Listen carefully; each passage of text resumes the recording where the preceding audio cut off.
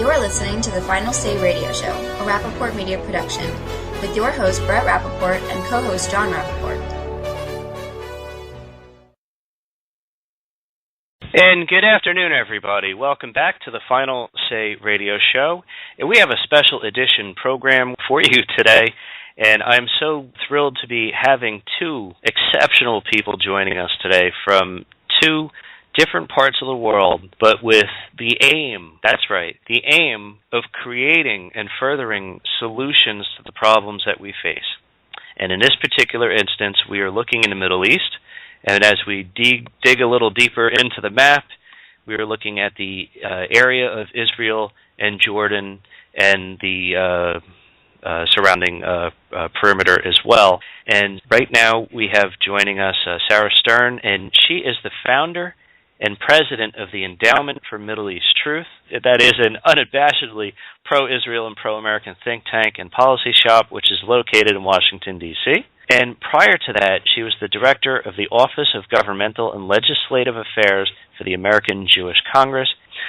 And we also have joining us momentarily Mudar Zahran, who is a prominent Jordanian opposition figure and writer. He has done quite a bit in both the Western and Arab media, and he's got a very interesting story that he'll also share with us when he joins us momentarily. And Sarah, if you can, please give us a little more background as to how you got involved in working with these various organizations, and what is the passion that has driven you to continue in your efforts, but also just, you work so hard. I know you're constantly out at various events and speaking engagements and engaging with people and discussions and trying to further educate and provide information. What is the passion that drives that? Probably the passion originated from the fact that when I was a very young girl, I was told by my parents that I was named after my aunt that was killed in Auschwitz. And later on in my life, I found out that she never made it to Auschwitz, that she was rounded up with the rest of the Jews in her community. Apparently, we heard that she had 2 young infants, and she lived in a small little village called a shtetl of Poland, Borster, Poland, and was forced to strip down naked and dig a hole. And we don't know what happened to the infants, but we felt they were probably just thrown into the hole, and she was mowed down with the rest of the Jews from her community. So I grew up as a young girl feeling that Israel was the denouement, the resolution to the worldwide problem of anti-Semitism. Unfortunately, today we're learning that it is the focal point for the anti-Semites all around the globe. But I think, probably a very, very deep-seated reason why I've made this my life's passion and my life's work.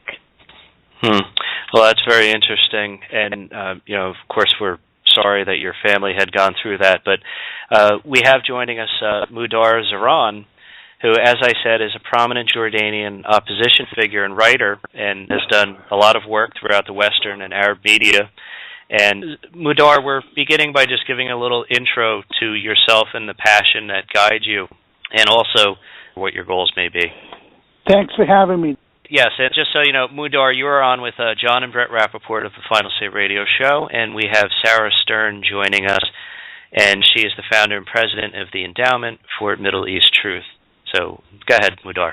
First of all, it's needless to say, it's very sad what's happening right now in Israel and what's happening in Gaza. I bet most Israelis and the Israeli establishment and government did not desire the war in Gaza and did not desire to be bombing Gaza by any chance. But unfortunately, Hamas, a terrorist group, has brought misery for my people, the Palestinians, and for the Israelis, and has exhausted every single chance of patience that the Israelis have been given it. With 3 children dying, and then another child getting killed as a reaction by extremists, it means that the situation has become very dire and very intolerable. And I want to say one thing before I start speaking about my project and what we're working on. Unfortunately, the media's anti-Semitism and I call it anti-Semitism 2.0, is reported very badly in Israel at the moment. As a Palestinian leader, it's in my best interest that Israel does well, because whenever Israel does well, we do very well, and we thrive. Whenever Israel is in trouble because of us and the anti-Semites in the West, we suffer. In fact, Hamas has only survived because of the tolerance and the media support of the West and elsewhere. That being said, we need to connect the dots and become more realistic at the moment.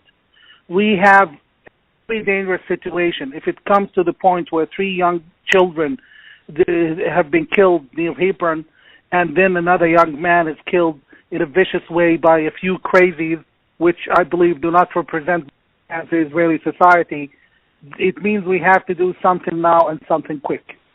We've been searching for the so-called peace for the last 70 years, both parties, and the leaders from the Palestinian Party, they have exhausted their chances, and they have become irrelevant at the moment.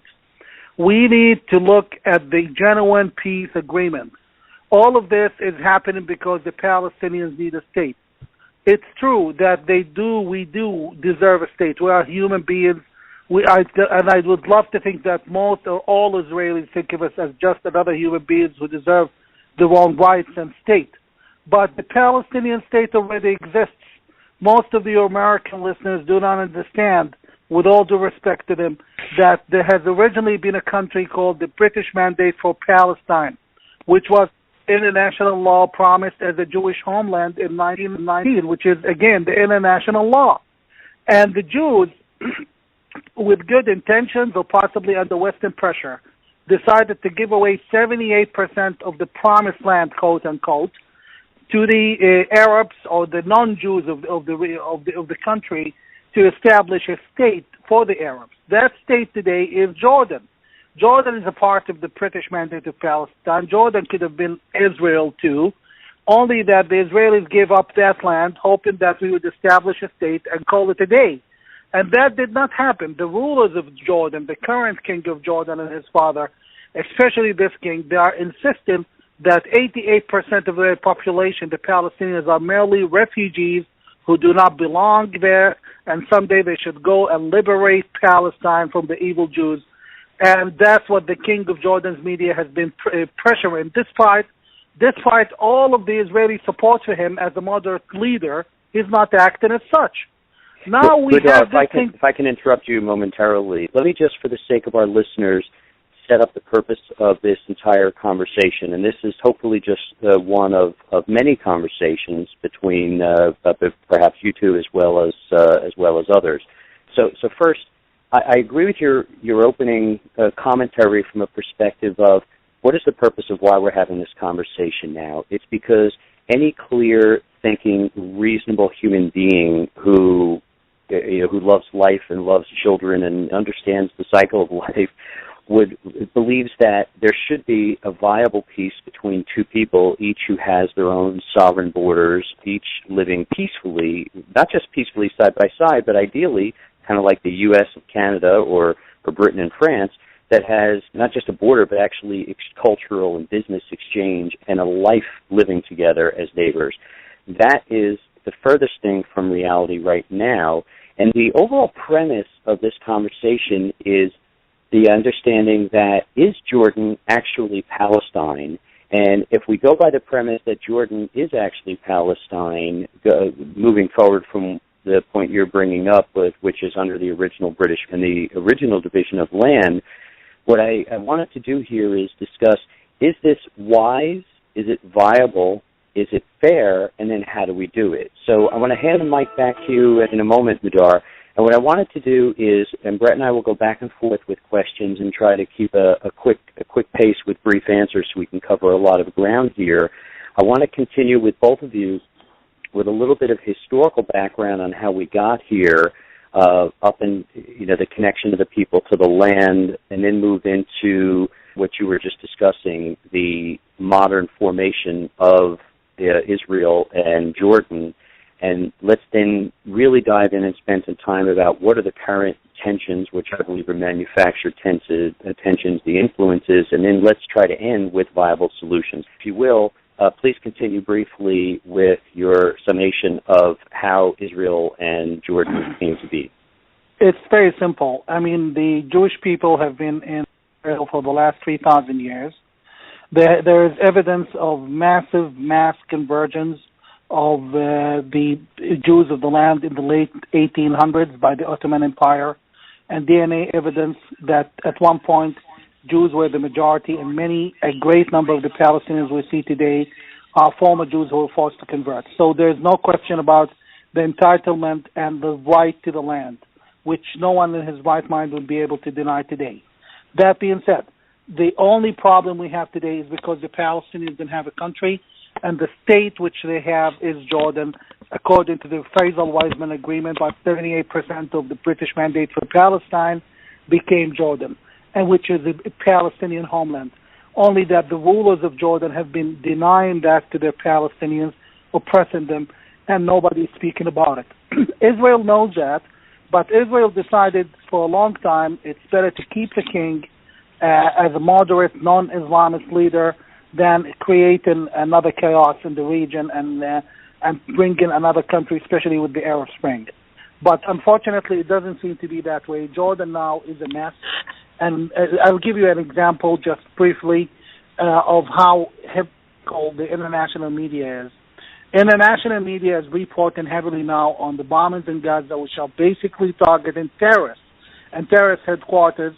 And nonetheless, the international media has not reported a single line on the fact that the king, he took advantage of the attack on Gaza, and he has been attacking two major refugee camps unprovoked for the last 2 days, with children, up to 200 people arrested for no reason. Children, I have videos of children being beaten by Jordanian military. And we are suffering basically because the world denies us a state in our country, Jordan, and the rest of the world, United Nations, etc., are telling us to go liberate Palestine and establish a state in Palestine. And let me say this to many of your Israel-loving listeners. You might be a little afraid of the concept of a Palestinian Jordan and a Jewish Israel, but today I think a Jewish Israel, two states with the river in between, and a Palestinian Jordan is the only way to go. After all, just a question for those who are a little afraid of my concept. My question is, what's safer for Israel? What would bring peace and less trouble and less dead bodies and killed and butchered children? A Palestinian state on Israel's borders called Jordan, or a Palestinian state inside Israel called the Palestinian Authority? It's about time we call things by their own name. It's about time the Israel lovers in the United States, and there are millions of them, should consider the Jordan option. Sure. I'd like to add, just for historical background here, that it was the United Nations Resolution 181, which was being considered to form the Jewish state, and with the British mandate setting two territories, one which would be for the Jewish state, one which would be for the Arabs in that area, and it was all set up in a particular style. However, at the time, the Arab High Committee, which was led by Mufti Hosseini, had rejected this particular partition and instead launched an immediate wave of attacks upon the Jews and the Jewish state. And of course, this is why you end up with the Palestinian people being stuck in a particular spot, regardless of where it was to begin with. So, Sarah Stern, I'd like to bring you into the conversation because I know you have so much historical knowledge of this as well. So please add in a few of the things that are also key for the listeners to understand as we start to then break down some of the key issues and components of the region. First of all, Mudar, it is such an extreme honor and privilege to listen to you. You are thinking outside of the box. You have amazing, tremendous moral courage and intellectual honesty and integrity. And what you're doing is you're contextualizing the problem, which people do not want to do. People have selective amnesia about history, and you actually remember history. And everything that you're saying is very true. The entire region of the Middle East was owned by European colonialists, and then Sykes-Picot wanted to divide straight lines, and they set up these arbitrary divisions. And in 1939, there was the Peel Commission, which first decided on 2 states, one Arab, one Jewish. Again, November 29, 1947, they had the United Nations Partition Plan. And after the War of June of 1967, which Israel was forced to launch in a defensive war and was victorious, they ended up capturing the territories. The Israelis went to Khartoum in the Sudan, and the response was, and they wanted to give land for peace, and the response was the famous 3 no's: no recognition of Israel, no negotiations with Israel, and no peace with Israel. So again and again and again, and we see this history of rejectionism. Again, on June 25th, 2000, I was on the Washington Institute for Near East Policy, and Eliakim Rubinstein, who was then the Attorney General of the State of Israel, came to address the group. That was the day that Camp David talks between Yasser Arafat and Ehud Barak broke up, and he explained what was on the table. It was shared sovereignty of Jerusalem, giving up Gaza, which of course they still had at that point, all Judea and Samaria, or the West Bank, if you will, except for a tiny corridor around Jerusalem, and there would be a land swap for that in the Negev, and the right of return of thousands of refugees. Jerusalem was supposed to be divided in half, one Palestinian part, one Jewish part. The reasoning was that if the Israelis would make a really generous offer, and Eliakim Rubinstein said this at the time, an offer so great that Arafat couldn't refuse, he wouldn't. But he didn't say yes, he didn't say no, he simply walked away from the table. And the response came a few months later in the form of an intifada. Again, Prime Minister Ehud Olmert even went further in 2008 when he wanted to give up the Temple Mount, the one holiest place for Jews in the world, in exchange for peace. So it's always been a rejectionism, an Arab rejectionism, and you, Mudar, are absolutely a profile in courage because you're speaking the truth. And part of the problem is that people do not want to remember history. They see that the war between Israel and the Palestinians today as a war of occupation. Now, Israel would love to divest itself of the territories it's occupied if they would finally come up with a negotiating partner that would simply say yes. So thank you, Mudar. and thank you for that, Sarah. Mudar Zahran, if you can, please, because you know, most people who may be listening to this program here in the United States or elsewhere, they're certainly familiar with Jewish people and whatnot, but they might not be as familiar with Palestinian people. So if you can give us just a little quick background on what makes one Palestinian, tell us a little bit about the people in general, just to give us more than just, because of course we're talking about Palestinian people. We're not talking about now the leadership, and we're not talking about Hamas. We're not talking about any of that, but the people themselves. Well, we need to call things by their wrong names. All of the names that we have today, for most Arab nations like Qatar, Kuwait, even Saudi Arabia, all of these are bogus names that generated from the colonial era.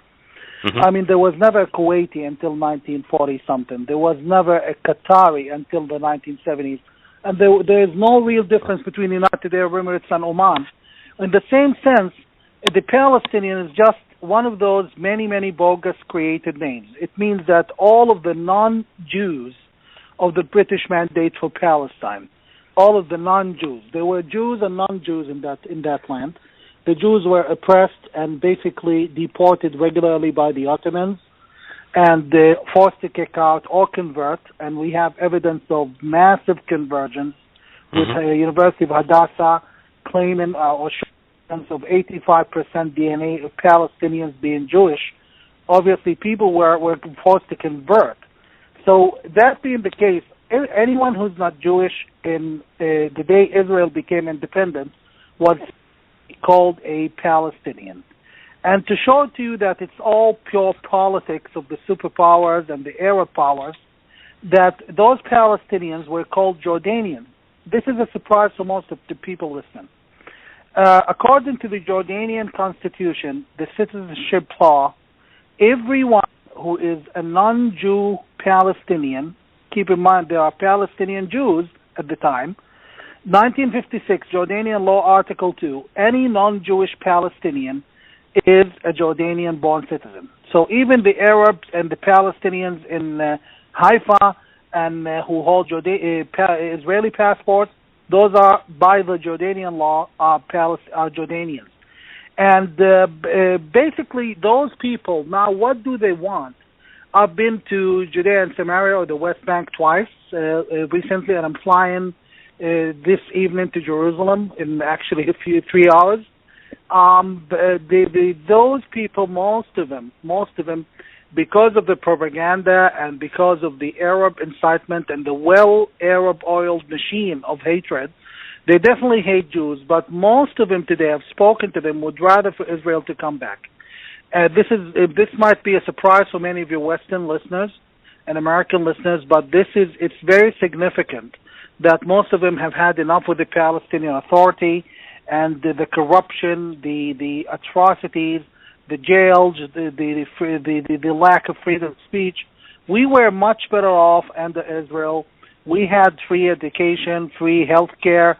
We had everything you can imagine in Western standards, and we were able to drive our cars into Tel Aviv and work and get paid. And keep in mind, this is a surprise for most of you, when we got paid in Israel, we didn't have to pay taxes. So we got all the benefits, and we didn't pay taxes, and we were much better off than the Jewish citizens of Israel. This only stopped when Hamas started blowing up buildings and school buses full of children. And basically, the misery we live today was created by Hamas and the others. Now, we need to understand that most so-called Palestinians, my people, most of us do not live in Israel. Most of us live in Jordan. 6.2 million out of supposed 11 million Palestinians live in Jordan. And this raises the question, Jordan is 88% Palestinian people. If the king falls because of the Arab Spring, and it's still an option, with ISIS next door possibly pushing the king down, 88% Palestinians would elect a Palestinian president, Palestinian parliament, Palestinian Congress, and eventually it would be a Palestinian state.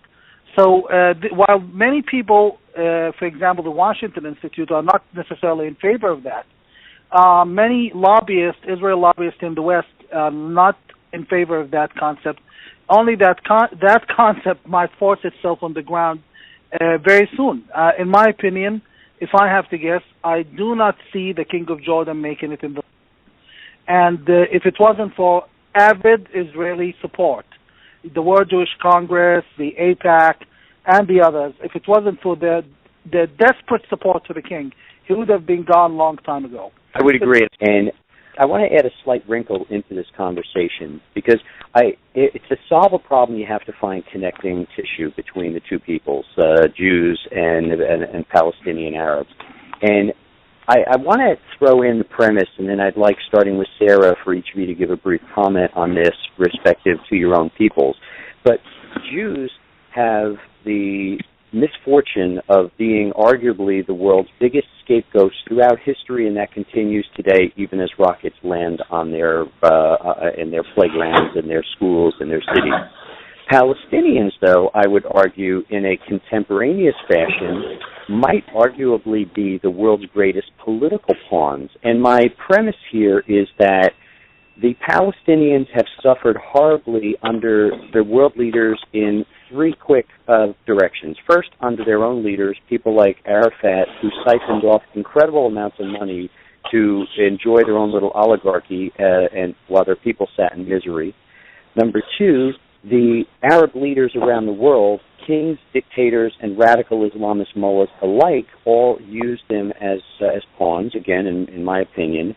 And the third is, as you were just alluding to, Mudar, the status quo, the civilized world, quote unquote, the status quo was such that let's leave well enough alone and not have any more border problems. And so we have collectively perpetrated this. So with the premise that both of these people have been horribly abused in various ways themselves, if each of you, starting with Sarah, could comment on this premise I just raised. Yes, the Palestinians were incredibly abused by the Arab leaders.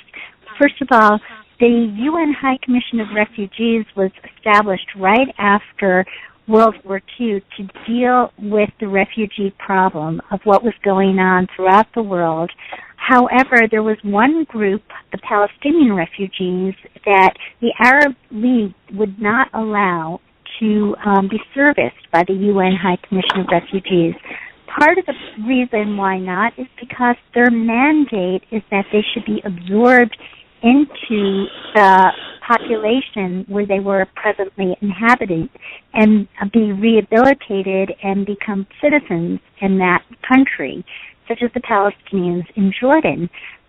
The Arab leaders preferred to keep them as pawns living in squalor in these refugee camps. And unfortunately, there are now 4 or 5 generations of refugees who have been learning a mythology, a mythologized history, a recreated history, a reinvented history of their people and their people's struggle. They have been incredibly abused by their leaders. If Jordan years ago would have absorbed the Palestinian refugees and kept them as citizens with rights, then perhaps we wouldn't be having this problem today. I think Mudar's analysis is right on. It's cogent, it's comprehensive, it's coherent. The problem is there are many people who are kind of brain dead, and they are stuck in a two-state solution within Israel, and many powers that be, as you say, that are propping up the king of Jordan, who is probably shivering in a corner right now, especially with ISIS on the move there. So it is a brilliant and a coherent solution to a very long-standing problem. Mudar? Well, Sarah got it right. For example, I couldn't help but laugh when I started reading about those Israel Apartheid Week and accusing Israel of an apartheid state, while the word doesn't actually mention Jordan at all. I've tried to outreach to all of the so-called international bodies about the apartheid policies in Jordan, and none even bothered to listen to me or actually the facts or the questions, including Human Rights Watch. That being the case, people need to understand that in Jordan, we're not allowed driver's license. We're not allowed a parliamentary seat. We're not allowed government jobs. We're not allowed health care. We're not allowed free education. While we pay full taxes. And in Jordan, I'll put it to you in this way, we've had cases where, for example, Bedouin murderers, not all of them, but, a crazy Bedouin would shoot a Palestinian and he wouldn't even go to jail. While we have in Israel now an Arab child killed by a Israeli extremist, and 6 people are being tried, and they're going to serve, I think, a time in jail. It's not more than that. So we have been basically, our genuine enemy has been the Arab dictatorships, not Israel. The only country that treats us as human beings, the only country that's willing to treat us as people with rights is Israel. Israel has security measures which are inconvenient. For example, the checkpoints I'm walking through tomorrow morning after I arrive in Jerusalem. Hello? Yes, we're here. We're here. Yes, but nonetheless, Israel is doing that in self-protection. Why is King of Jordan withdrawing passports from Palestinians? I've seen cases where there was a young little girl, 9-year-old, who was picked up school in her school uniform because the Jordanian intelligence withdrew the passports of her out of nowhere, and she was put in jail awaiting deportation as an illegal immigrant. This girl is Palestinian Jordanian, and she had to go through that. Why is this not in the news? Now, Sarah mentioned something very important about ISIS. There is a very, very important concept now, and I know we should be the line of this, and please allow me to outreach to your American listeners. We set the record straight about Israel now. You need to understand that if Israel falls, I'm not in love with Israel. I'm a Palestinian, but I am a Palestinian who doesn't want ISIS running my life. If Israel falls, you need to understand that Washington, D.C. will be next, and London will be next, and Brussels next, and Tokyo will be next. You need to understand that as Americans, that the Israeli national security has every single thing to do with national security. And the war in Gaza, as unfortunate as it is, as much as so-called collateral damage or innocent people dying on the outskirts of war, Hamas operating out of civilian areas, you need to understand that Israel is basically fighting your war and my war against Hamas. So we need to understand the significance of that little country in an ocean of hostility and Islamism. One last comment, if I may. There is now a big question about the King of Jordan and ISIS. The United States kept him, and Israel has kept him, despite almost losing his throne a year and a half ago in a major revolution. They kept him because they say, oh, well, at least he protects the borders and protects the area. Now he's asking openly for American and Israeli protection from ISIS.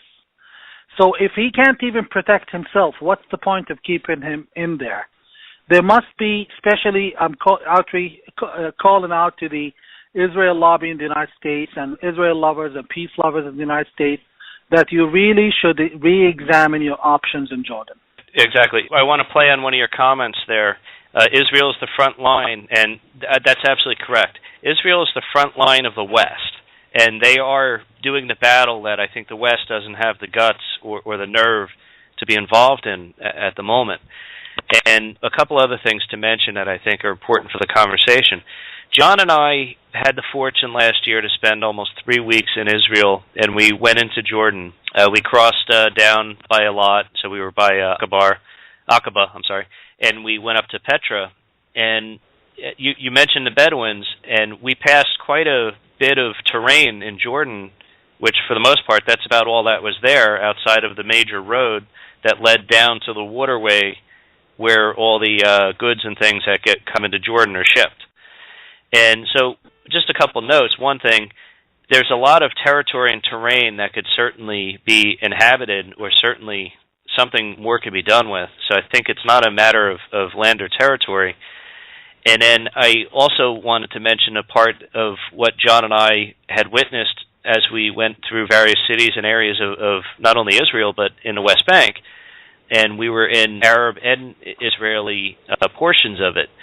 And these terms that get used throughout the media and throughout the conversation, such as refugees and such as settlements, I would argue that these aren't settlements. They're flourishing communities with schools and hospitals and roads and things just as you would find in any city throughout the world.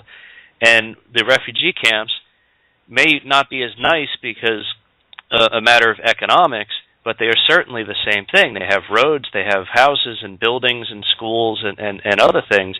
And so I think that, one, we have to lose these terms and really call it the way it is, as you have been in our discussion so far. Absolutely, absolutely.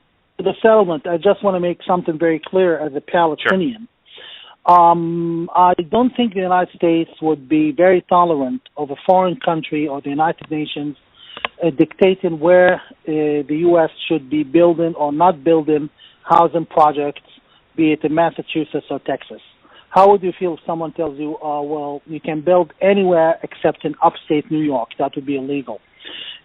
As long as the land, the property is not built in a land owned privately by Palestinians, I cannot see any point on why should the world be so consumed with it. And this is the question. I mean, anti-Semitism obviously has a different face now. Why is the word when, for example, as a Muslim, the Muslims are butchered in Burma as we speak. The Christians are getting butchered in southern Sudan. Are getting attacked in Ukraine. Why is the word so fixed on construction buildings in Judea and Samaria or the West Bank? And this hypocrisy, with all due respect to the decision makers in the West, is going to come back and bite them where it hurts. If they keep nagging Israel, delegitimizing Israel, Islamism is going to pick up stronger. And in case you didn't know, ISIS is in Gaza, and they are vowing to go to Washington. This motto, they're going like we are now in Syria and tomorrow in Washington. So the world has to wake up. Unfortunately, I think Israel has to make its own decisions and worry less about what the world keeps saying. We're all going to pay a hefty price. If Hamas was not so empowered by the Western world, and my people in Gaza wouldn't be suffering today. So I think Israel has to fight its war on its behalf and on our behalf against those terrorists, whatever they find. Before I bring in Sarah, I just want to mention to you, because here in New Jersey, we actually have rules that the government established, and it was backed by the New Jersey Supreme Court at least, where they actually dictate to us in our communities what type of housing we have to build, for a setting, establishing enough housing for lower income or certain types of people. And so they do it here too, and it's astonishing because, we're supposed to be the land of liberty and freedom and do what you want with your own property. So you want the answer to the question, they do it to themselves. That's why they're willing to do it to everyone else as well. Now I'll let you jump in now, Sarah. Right. Unfortunately, Israel and the disputed territories is the only place where, in certain neighborhoods, Jews are not allowed to live. I have a lot of Israeli Arab friends that are living in Jerusalem, West Jerusalem, and East Jerusalem, in Haifa, all over. It is the only place in the world that is Judenrein, that Jews are, except for Saudi Arabia. But it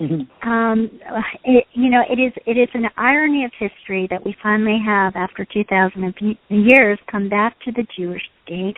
But we have allowed the powers that be to dictate to us where we are supposed to live. And I think that there is a very bad commentary there that sometimes you can take the Jew out of the diaspora, but you can't take the diaspora out of the Jew, and we're still too beholden to the powers of the world, and too many of us are still looking for the approval of the world. No other country has been forced to fight so many wars to hold on to the territory, and even tries over and over and over again to give up the territory, only to face rejectionism, yet we're still beholden to the be in the world. Now, Sarah, both of you actually did a very good job of validating the premise I raised, which again was the assertion that the Palestinians are the world's greatest political pawns and the Jews are the world's greatest scapegoats. And ultimately, who's to blame there is a combination of the kings, the dictators, the radical Islamists, and sadly, all of this has been enabled by Western powers, not necessarily for nefarious reasons, but at minimum in a poor, feckless attempt to try to maintain a status quo. I believe the result of this is a manufactured hate and mistrust between the Jewish people and the Palestinian people, and I'm using the term now in a generic term, whether or not they live in what is called Jordan or what is called Israel. So the question that I have, I would like both of you to address, and I'll ask you to start with this, Sarah, is Bridget Gabriel, who I'm sure you both know, has made the case that the peaceful majority are irrelevant.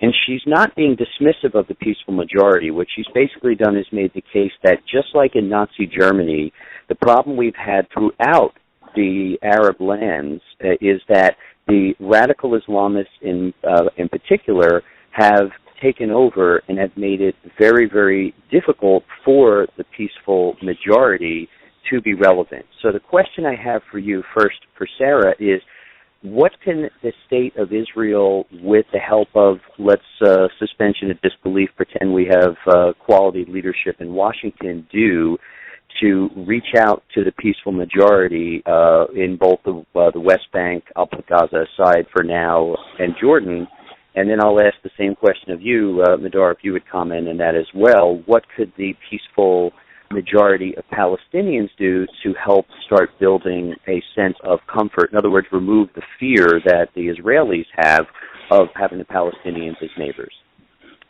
Right. First of all, the premise of the question is very good, and I understand and absolutely adore Brigitte Gabriel. She's a good friend of mine, and we're talking about 1.5 billion Muslims in the world. Even if just 10% believe some of the radical preachers in the mosques, the imams in the mosques, we have a big problem in our hands. And I think part of the problem is that hatred, this is all based on hatred, and what we're seeing anti-Israel bashing today is just the other side of the coin of the age-old virus of anti-Semitism. And it has metastasized, this hatred, like a cancer throughout the body politic of most of the Palestinian population, much of the Arab and Muslim world, and many of their very good-natured sympathizers who do not know history. I was in a discussion this morning with Ron Dermer, the ambassador from Israel, and he said history goes back to maybe breakfast in most people's minds. They just don't get it. But part of the problem is, and we see through good organizations like Memory, Middle East Media Research Institute, and Palestinian Media Watch, that the Palestinian people, the Arab people, have all been subjected to a constant and steady diet of propaganda to hate the Jew and the Israeli. And to undo that would take a very long time of re-education, and part of it is to be able to present people with the truth. It might be rejected, but to give the facts that Mudar has beautifully outlined and let people understand what the truth is, let the Palestinians understand how they have been used and abused by the Arab leaders, and just tell the truth and have a systematic education campaign. I think the Israeli Arabs and the Palestinians, as long as the Americans are paying $500 million a year to the Palestinian Authority, we should insist there is an educational program within the schools in the Palestinian UNRWA camps to teach tolerance of the other. But it's going to take a very, very long time, perhaps another generation. Mudar? I hate when people start painting a rosy picture that does not exist. Most Arabs and Palestinians and Jordanians and Muslims, most of them hate Israel with a passion, thanks to the ignorance, thanks to the well-oiled propaganda machine of the regimes, and this is not going to change anytime soon. We need a few generations, and until that happens, we need to understand that what controls what's happening today is the leaders. We need to get rid of the leaders in a nice way, in a constructive way, at least in the countries where it's viable and possible to happen, like Jordan. We need to get new leaders for either the Palestinian Authority or the Jordanians in Jordan, and then things would start changing.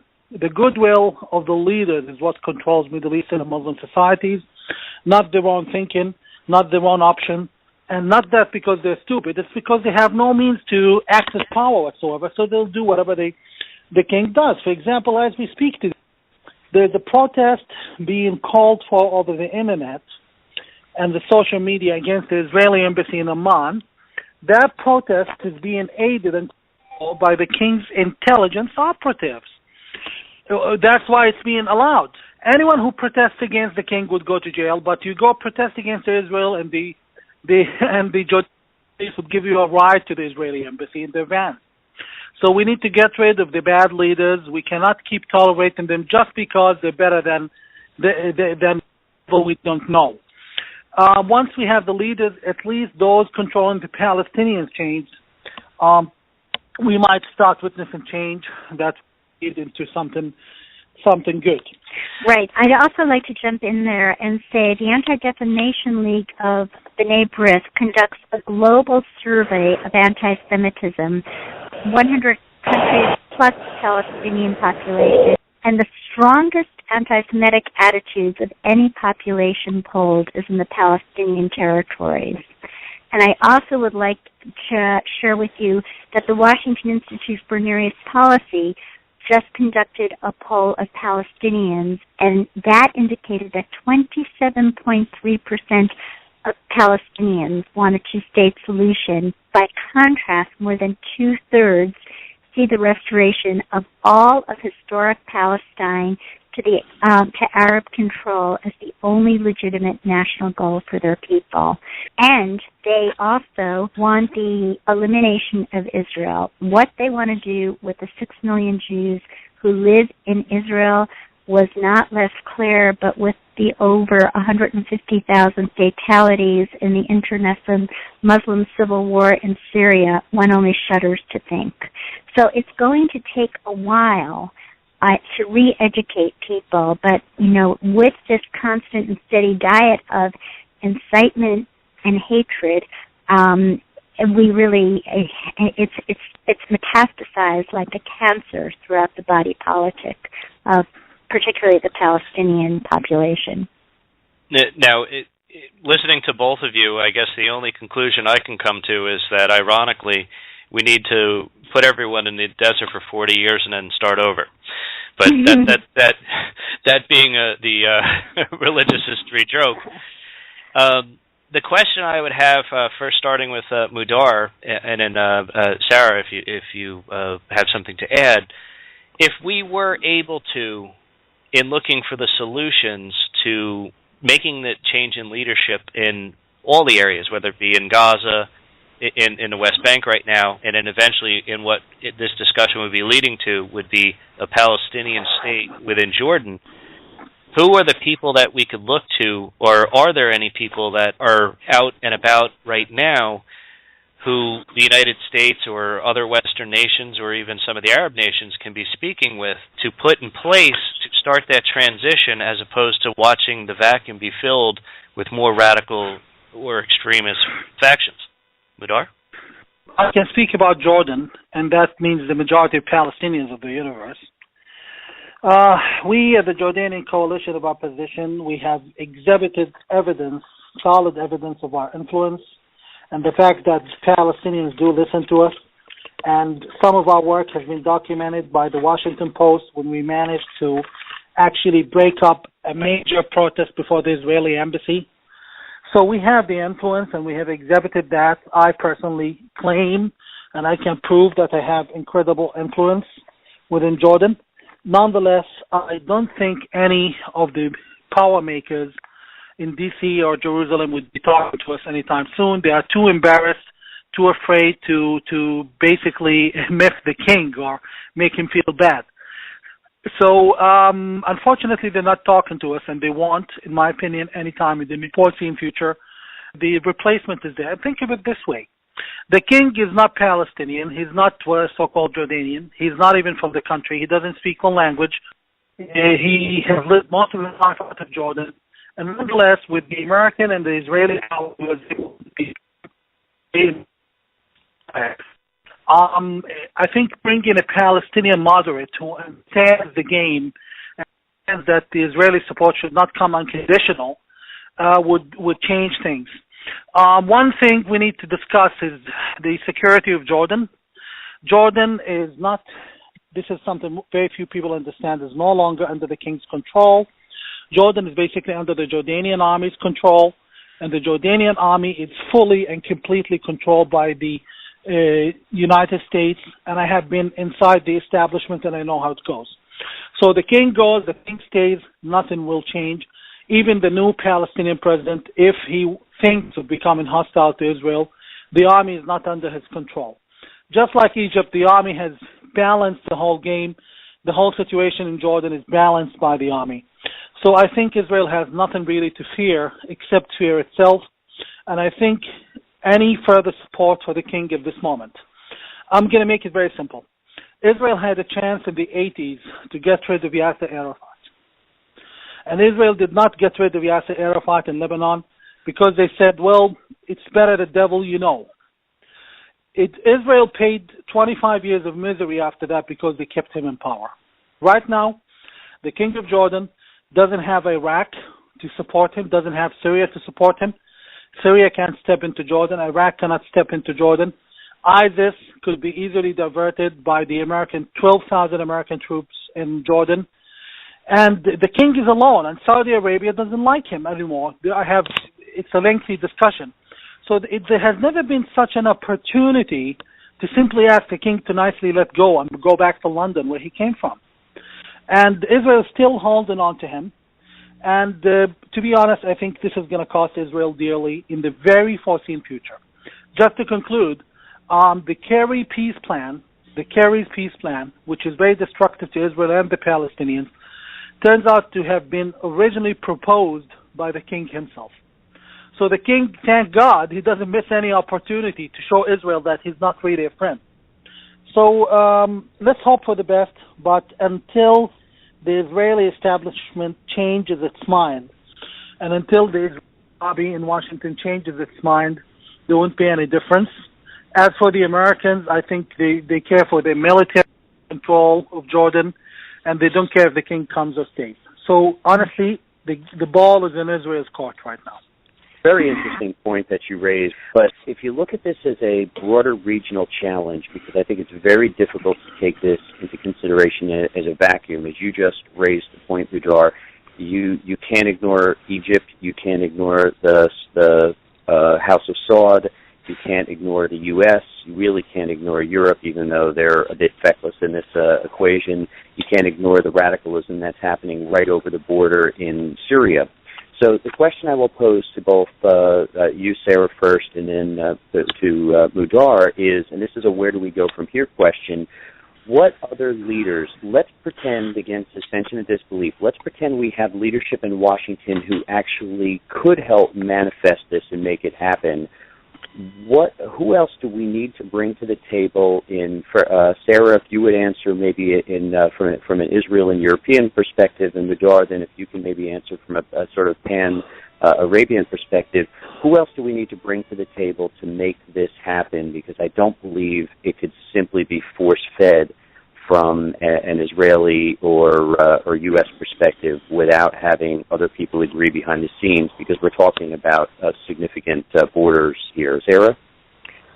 First of all, I'm Mudar Zahran for President of Jordan. I think there should be free elections, and we could get a moderate Palestinian like Mudar. That would be amazing. In all seriousness, part of the problem is that Jews are supposed to be intelligent people, but they've been clinging to certain premises and they've been proven wrong over and over and over again, yet they still cling to them, such as propping up the King of Jordan and other despots. There are wonderful, wonderful dissidents rotting away in prison throughout the Muslim and Arab world right now. If we really, really cared about peace in the Middle East, we would start empowering these dissidents, particularly in Iran, which we didn't even mention, which is another part of the equation, a huge part of the equation. And I feel that we are going back to the trough of the same old failed leadership. So, I know that there are many unnamed, anonymous voices of truth and reason who cannot stand their regimes throughout the Muslim and Arab world. And unfortunately, the best and the brightest of them are behind bars right now. Mudar? Well, it's time. I agree with Sarah on everything she said, and I can say there's a huge vacuum of leadership. That actually gives any power the ability to create and establish a leadership. Allow me to say something that most of you possibly don't realize. Saudi Arabia now is about one of the most important leaders in fighting terrorism in the Middle East and the Muslim Brotherhood. And they could make an excellent partner with Israel. I can't go into details, but I understand Saudi Arabia now and Israel do actually have mutual enemies. And Saudi Arabia play a major role in change in Jordan and the Palestinian Authority. The opportunity is there. It can be examined. and it doesn't have to be force-fed. The king now is only in power because of Israel. Even the United States doesn't support him much anymore, nor does Europe. And he is in alliance with Qatar and Iran and Syria. Believe it or not, he's in an open alliance with Iran. Few people know that. And the only way that he can go down is if Israel lets go. We're not asking Israel to do anything. We actually advise Israel to stay away from any Arab Spring country. It's a messy affair, but all we ask in Israel is to let go. Just let him stop supporting him, and he's going to go tomorrow. And instead focus, maybe for half the effort, you can put anyone you want or who understands on one condition. Let me conclude. A Palestinian Jordan and a Jewish Israel from the river to the sea, and the Palestinians inside Israel are Jordanian citizens, residents of Israel, not citizens of Israel, not claimants of self-rule. That's the only way I think. You brought up something very, very important, Mudar, well, throughout this entire discussion we've had, but that last point is important to understand. And right now, the United States has made a lot of strategic errors, and I'll blame it on the administration in how they have dealt with many of the things that are going on in the states within the Middle East. And I think we've actually upset the Saudis with a lot of the actions that we've done as well. And we need to repair that, and I agree with you. I think we need to repair that relationship and understand, at least this president should, that it's more important for us to be siding with Saudi Arabia right now than trying to improve relationships with Iran, who, like other nations around the country, is preparing to go to war with us, not to be our friends. And I know allow me just to say this. I'm openly and publicly. President Obama listens much to the King of Jordan and the Emir of Qatar. Much of the policies the president executes in the Middle East are based on the advice of those two people, Qatar and Jordan. Non-democratic regimes who are challenged by their own people and who are openly supportive of the Muslim Brotherhood. This is a very bad idea. I would love to think that the president has all the good intentions, but all the ill advice. Well, I question his intentions, and I'm not sure he's actually. It's not that I'm not sure. I know he's not getting the correct advice because I've watched the decisions that he's made, and we see them unfolding in Iraq right now. And you actually mentioned ISIS in Gaza, and that is scary. And I think the fact that ISIS, if we don't do something about that right now, could fill a vacuum in many areas and make any of the solutions that we're discussing become almost impossible. But I really want to thank both of you, Mudar Zahran and Sarah Stern, for taking so much time to have this discussion. This is probably, if not the best, the most important and best interview that John and I have done with the two of you. And I think what we have discussed today is amongst the most important issues and topics that anyone who studies policy needs to be addressing right now. And I think the two of you have the thought, the background, the education, the passion, and the ability to help guide the solution for what seems to be impossible right now. And so, John and I really want to thank you, and we extend the opportunity to do this again and as often as we are able to. And please, thank you so much. Just take the opportunity to plug each of your organizations or provide some information so our listeners could follow you going forward. Thank you. Thank you so much. Thank you very much for having me. And thank you so much for having me. And, you can see us online at www.emet, M as in Mary, E-T, online, it's one word, .org. This was an extremely wonderful discussion, very productive discussion, and I think people have got to start thinking outside of the box like Mudar does. Thanks so much, Joey. Thank you for having me, and I would love for people if you could possibly Google my name. And for those who speak Arabic, Google the New Jordan Party until English-speaking website not working yet. So, again, please Google my name, and you will find also a group of many Palestinians in my group who think just like me. So in other words, we still have hope. It's extremely encouraging, and again, I can't thank you both enough for taking the time and going through this with Jon and I. It's an invaluable service and education to anyone who is listening and will listen to the podcast of this. And again, I extend a welcome to both of you. Anytime you'd like to join Jon and I, you are always welcome on our program. Thank you very much. Thank you so much. Thank you. Mudar, thank you so much, really. Thank you, Sarah. Pleasure. All right. Well, ladies and gentlemen, as you've just heard from two just wonderful people with incredible stories and incredible backgrounds, and Jon and I, as we are so focused on the Middle East and foreign policy, it was just a privilege to be able to do that, and it was a privilege to be able to hear the comments and the thoughts of both of Mudar and Sarah. And, I mean, I'm going to go back and listen to this numerous times over because there was so much that was introduced, so many things that were said that really have to be digested. And the way we rethink going forward and formulating real workable solutions are found in this discussion and the future ones that we will have. And I'm happy to have been able to do this interview and bring it to you, our listeners and fans of the Final Say radio show. And Jon, I know you have a quick comment before we tune out.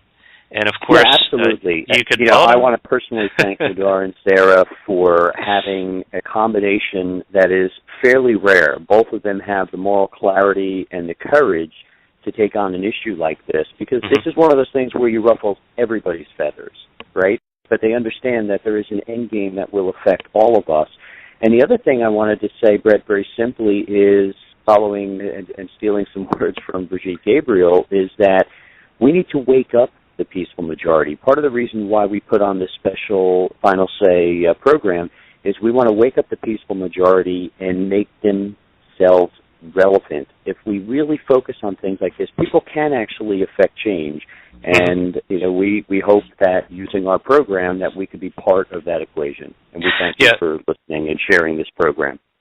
When I studied international relations and political science at the Syracuse University, we had studied and read numerous books written about what had gone on in Lebanon and Beirut between Israel and Lebanon and other factions.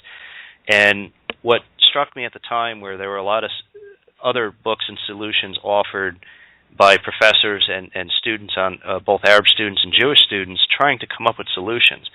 And very quickly, Lebanon self-destructed. Israel had to basically just put up a defensive wall of some sort, and things went negative. Things went south from there. But I always wondered what happened to the people, the moderates, the good people on both sides who were trying to formulate the same solutions that we discussed today. Where are they? And it was just a shame what happened there, and I know there are many people, many Lebanese people of all faiths that I've met here over the years who live now in the New York, New Jersey area, who escaped from that and lost everything and left everything.